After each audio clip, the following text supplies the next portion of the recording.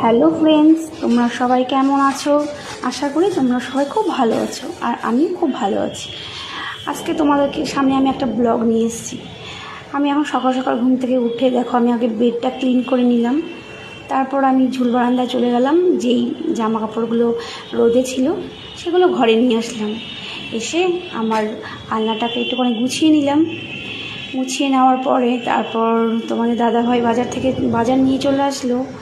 তারপর আমি ভাবছি আজকে কী রান্না করব। আজকে তো সোমবার আমরা নিরামিষ রান্না করি।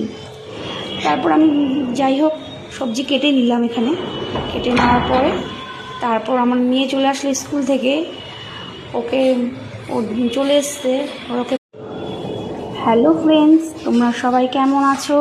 আশা করি তোমরা সবাই খুব ভালো আছো, আর আমি খুব ভালো আছি। আজকে তোমাদেরকে সামনে আমি একটা ব্লগ নিয়ে এসেছি। আমি এখন সকাল সকাল ঘুম থেকে উঠে